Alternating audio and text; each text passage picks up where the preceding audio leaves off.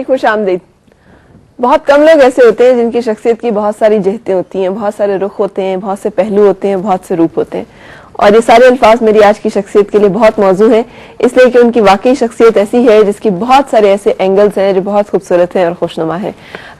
جیسے ایک شاعر ہیں, ادیب ہیں, صحافی ہیں, مرثیہ نگار ہیں, محقق ہیں, استاد ہیں, کالم نگار ہیں اور براڈ کاسٹر بھی رہے ہیں. آج کل بھی BBC اردو سروس سے وابستہ ہیں اور لندن میں رہائش پذیر ہیں. کچھ عرصے کے لیے اسلام آباد آئے تو میں انہوں نے دعوت دی ہے اپنے پروگرام میں شامل ہونے کی. میرے ساتھ ہیں آج صفدر حمدانی صاحب, تشریف لائیے.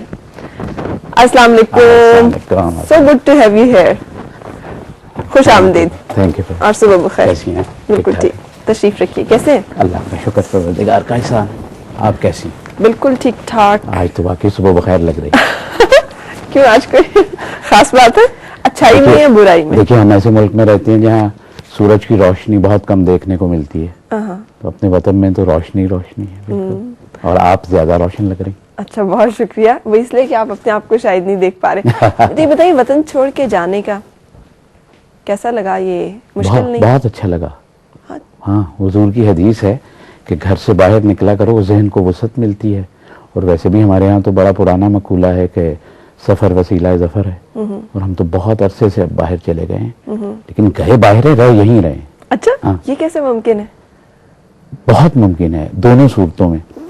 ہم جیسے لوگ جو فکر کی دنیا میں مبتلا رہتے ہیں, روٹی دال کی فکر کے علاوہ تھنکنگ کی فکر کی دنیا میں, وہ اپنی مٹی سے کٹ نہیں سکتے.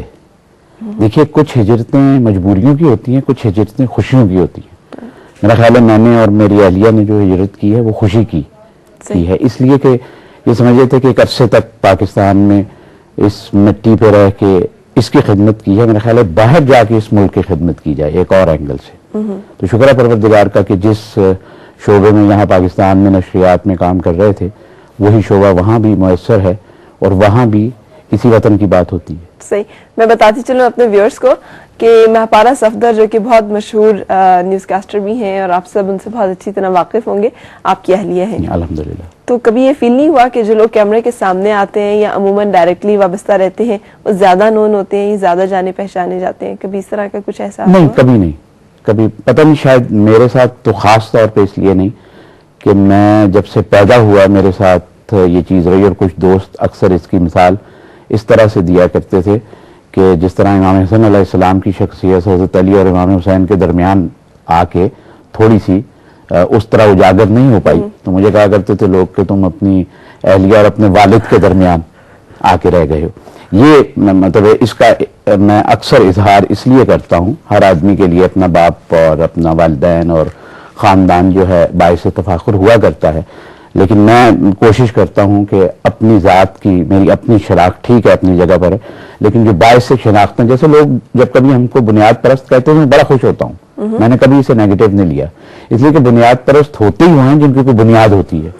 تو اس لیے میں اپنے لیے ذاتی فخر یہ ضرور محسوس کرتا ہوں اپنے والد کے حوالے سے. آپ بھی بخوبی آگاہ ہیں کہ 14 اگست 1947 کی رات کو جب پاکستان آزاد ہوا تھا تو میرے والد محترم مرحوم مصطفیٰ علی حمدانی کی پہلی آواز تھی جو ریڈیو پاکستان سے نشر ہوئی تھی اور جس نے پاکستان کی آزادی کا اعلان کیا تھا. اب چونکہ ادوار بڑی تیزی سے بدل رہے ہیں اور روایات بدل رہی ہیں, تو وہ لوگ جو کام کرنے والے تھے کچھ پس پشت چلے گئے, کچھ یادوں سے محو ہو گئے, لیکن مجھے اپنے اس ٹور میں ایک خاص خوشی ہوئی ہے اور آپ کی وساطت سے اس کا اظہار ضرور کروں گا. میں ذاتی طور پہ سمجھتا ہوں کہ میرا جیسا شخص جو دیوار کے اس پار دیکھنے کا عادی ہے وہ تنقید بہت کرتا ہے, اور واقعی میری ذات میں تنقید بہت ہے, تنقیص نہیں ہے. تنقید بڑی اچھی چیز ہوتی ہے. تنقید کرنے والے لوگ دراصل آپ کو راستہ دکھا رہے ہوتے ہیں. ہمارے ہاں تنقید اور تنقیص کا فرق نہیں کیا جاتا. تنقید میں تو آپ کو خوبی بھی بتائی جاتی ہے. تو میں بہت زیادہ کڑا تنقید, شاید اس وجہ سے کہ انسٹرکٹر بھی اکیڈمی کا رہا ریڈیو پاکستان کی, تو یہ عادت وہاں سے بھی بہت آئی. میں ایک چیز کا برملا اظہار کرنا چاہتا ہوں کہ اس ٹور میں جو خوشی مجھے ہوئی ہے, ہم ہر سال پاکستان آنے والے لوگ ہیں, ایک سال بھی ناغہ نہیں ہوا پچھلے 19-20 سال میں. مگر اس ٹور میں جو بڑی خوشی ہوئی وہ یہ کہ ابھی 2-3 روز پہلے ریڈیو پاکستان کا ایوارڈز کا فنکشن ہوا. اگرچہ میں ذاتی طور پر اس میں شامل نہیں ہو سکا, لیکن بہت بڑی خوشی یہ ہوئی, آپ حیران ہوں گی کہ 60 سال میں پہلی مرتبہ 1947 سے لے کر 2007 تک پہلی مرتبہ یہ ہوا کہ اس آواز کو ریڈیو پاکستان کے سرکاری فنکشن میں سنایا گیا جس آواز نے ریڈیو پاکستان کی اور پاکستان کی ابتدا کی تھی. یہ 60 سال کیوں لگے یہ تو مجھے علم نہیں، لیکن خوشی اس بات کی ہے کہ یہ کام ہو گیا. میں بہت شکر گزار ہوں اپنے بہت پیارے دوست، بہت اچھے منتظم پاکستان کے بہت سے اداروں کے، اشفاق گوندل صاحب کا. دیکھیے نام اس لیے لیا کرتا ہوں، اس لیے نہیں کہ دوستیوں کی وجہ سے، اس لیے کہ جو آدمی کام کرتا ہے اس کا بھی نام لیا جانا چاہیے، اور جو آدمی کام نہیں کرتا، ہمارے یہاں کچھ تھوڑی سی روایت ایسی ہو گئی کہ جو کام نہیں کرتا اس کا نام بہت آتا ہے، اور جو کام کرتا ہے وہ پس پردہ رہ جاتا ہے. صحیح. اچھا، یہ گفتگو میں یہ جو کمال ہے آپ کو، یہ سوچ کی کمال کے ساتھ منسوب ہے، اس کے ساتھ وابستہ ہے، یا پھر براڈ کاسٹنگ کا جو سلسلہ ہے؟ بہت سارے لوگ بولتے ہیں بولنا ایک الگ فن ہے، سوچنا ایک الگ مہارت ہے، ایک الگ سکل ہے، ایک الگ بلیسنگ ہے. حضرت علی علیہ السلام کا قول ہے فرجی کہ بولو بولنے سے آدمی پہچانا جاتا ہے. شاید ہماری شناخت یہ بن گئی ہے. ویسے تو یوں کہا جاتا ہے کہ کم کھانا، کم سونا، کم بولنا اچھے لوگوں کی علامت ہے.